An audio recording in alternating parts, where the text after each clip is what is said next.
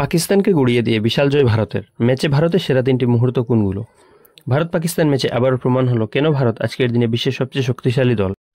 প্রথমে পাকিস্তানের ব্যাটিংকে আমাদের বোলার উড়িয়ে দিল, তারপর ছোট টার্গেট সহজেই চেস করলো। মাত্র 127 রানে পাকিস্তানকে আটকে দিয়ে ভারত 7 উইকেট হাতে রেখে এবং 25 বল বাকি থাকতে ম্যাচটা জিতে নেয়। এই জয়ের মাধ্যমে ভারত সুপার 4-এ জায়গা নিশ্চিত করলো। এবার আসুন এই ম্যাচের বড় তিনটি দিক নিয়ে আলোচনা করি। নাম্বার 3, জাসপ্রীত বুমরা আর হার্দিক পান্ডিয়া মিলে পাকিস্তানের ওভারহাইপ টপ অর্ডারকে পাওয়ার প্লেতে চুপ করিয়ে দিল। ম্যাচ শুরুর পর মাত্র 1 ওভার 2 বল লাগলো ভারতীয় বোলারদের পাকিস্তানের ব্যাটিং লাইন আপকে কাঁপিয়ে দিতে। টস জিতে প্রথমে ব্যাট করতে নেমে পাকিস্তান প্রথম ওভারেই প্রথম উইকেট হারালো। প্রথম বলেই উইকেট নেন হার্দিক পান্ডিয়া। এরপর কয়েক বল পরই জাসপ্রীত বুমরা উইকেট নেন। ফলে শুরুতেই পাকিস্তান চাপে পড়ে যায়। যদিও পাওয়ার প্লের মধ্যে 2 উইকেট হারিয়েও তারা 40 রান পার করেছিল, তবুও ভারতীয় বোলাররা যে ক্ষতি করার তা করেই দিয়েছিল। সাইম আইয়ুব গোল্ডেন ডাকে ফিরলেন, সহজ ক্যাচ নিয়েছিলেন বুমরা, আর তাতেই শেষ পাকিস্তানের ওপেনারের ইনিংস। অথচ কিছুদিন আগে পাকিস্তানের প্রাক্তন পেসার তানভীর আহমেদ বলেছিলেন এই সাইম আইয়ুব নাকি জাসপ্রীত বুমরাকে 1 ওভারে টানা 6টা 6 মারতে পারবে। কিন্তু বাস্তবে কি হলো সেটা তো আমরা সবাই দেখলাম। দ্বিতীয় উইকেটে বুমরা প্রথম ওভারে দ্বিতীয় বলে হারিসকে আউট করেন, আর এবার ক্যাচ ধরেন হার্দিক পান্ডিয়া। হারিস মাত্র 5 বলে 3 রান করে ফিরলেন। তখন পাকিস্তানের স্কোর 2 ওভারে 2 উইকেটে 7 রান। পরে ফাকার জামান এবং ফারহান কিছুটা সামাল দেওয়ার চেষ্টা করলেও তখন ভারত ম্যাচে অনেক এগিয়ে গেছে।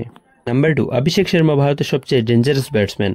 মাঠে নামার পর থেকে অভিষেক একেবারে অন্যরকম মানসিকতা দেখালেন। শাহিন শাহ আফ্রিদিকে তার আসল জায়গাটা দেখালেন। তাকে মোট 22 রান মেরেছেন। তিনি 13 বলে 31 রানে ইনিংস খেলেন, কিন্তু তার স্ট্রাইক রেট ছিল 238। টি-20 ক্রিকেটে কনসিস্টেন্টলি এরকম ফেয়ারলেস ব্যাটিং খুব কম দেখা যায়। কোচ গৌতম গম্ভীর চান দল আক্রমণাত্মক মানসিকতায় খেলুক, ভয় পেয়ে নয়। পাওয়ার প্লের 6 ওভারে তিনি ম্যাচকে একেবারে হাতের মুঠোয় নিয়ে আসার পরিকল্পনা করেছিলেন।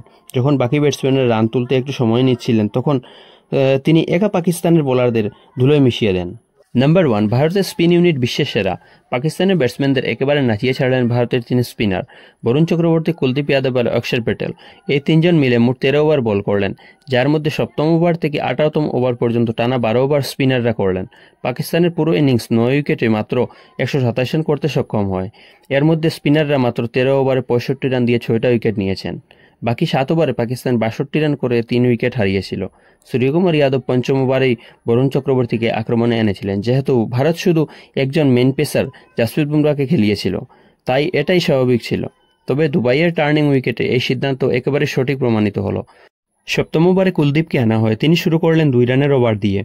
পরের ওভারে অক্ষর এসে ফাকর জামানকে আউট করেন। তখন পাকিস্তান 8 ওভারে 3 উইকেট হারিয়ে 45 রান ছিল।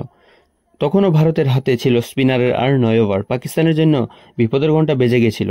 বল স্লো হয়ে যাচ্ছিল এবং টার্নও করছিল। সূর্যকুমার যাদব অভিষেক শর্মাকে দিয়েও 1 ওভার করালেন, আর তিনি দিলেন মাত্র 5 রান। প্রথম 6 ওভারে পাকিস্তানের স্কোর ছিল 2 উইকেটে 42 রান, কিন্তু পরের 6 ওভারে তারা 2 উইকেট হারিয়ে তুলল মাত্র 20 রান। প্রত্যেক ম্যাচে ভারতীয় স্পিনাররা ডমিনেশন দেখিয়ে আসছেন। এশিয়া কাপে কোনো দল নেই তারা ভারতকে আটকে দেখাবে।